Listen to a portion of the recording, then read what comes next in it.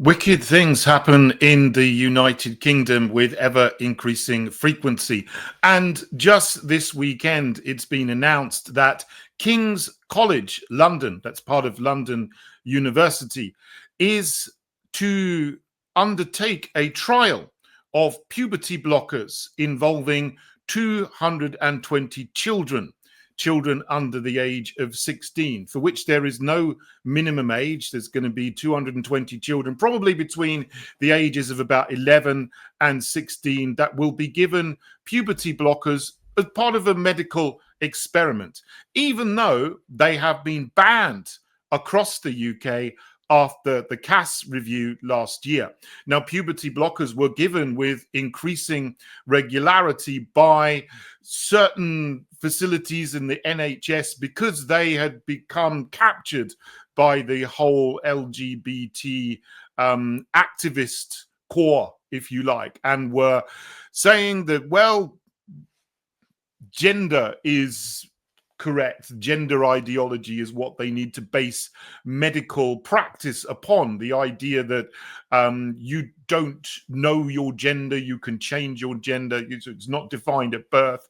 And when you grow up, or as you grow up, you can decide if you're a boy, you can decide you're a girl. If you're a girl, you can decide you're a boy.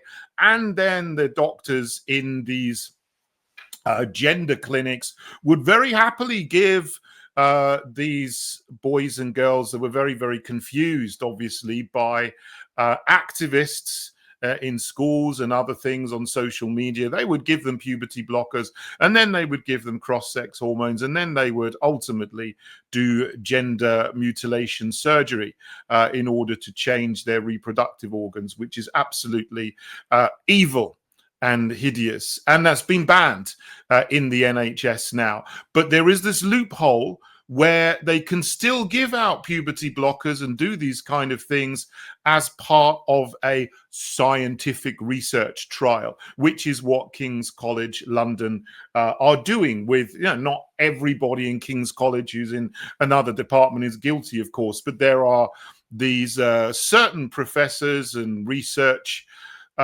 people, as they call themselves, in department, and they're doing this study which is called Pathways, which is linked into seeing if puberty blockers would be good.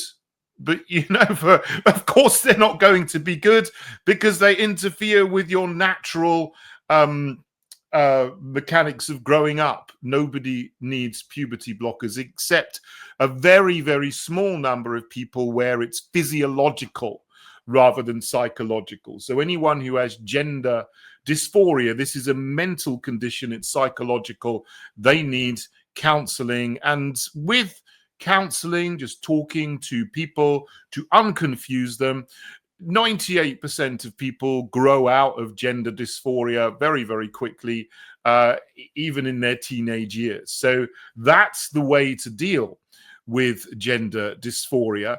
As I was saying, there are a very, very small number of children that present with a physical condition called precocious puberty, where they 7 or 8 or 9 years old, they reach puberty early. In that case, yes, puberty blockers are something to administer to deal with a medical condition that needs to be dealt with at a very early age. But when you're talking about 11 to 16-year-olds, this is the normal age of puberty. You don't give them puberty blockers at that age specifically, and especially not for gender dysphoria, which is a mental condition.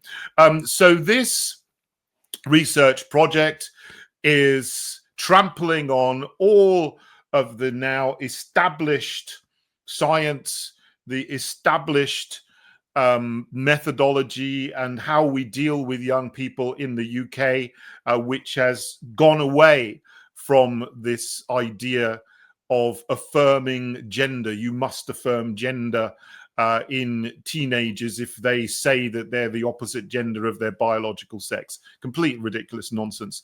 And they're trampling through this, driving a coach and horses through this loophole, and this loophole needs to be closed right now.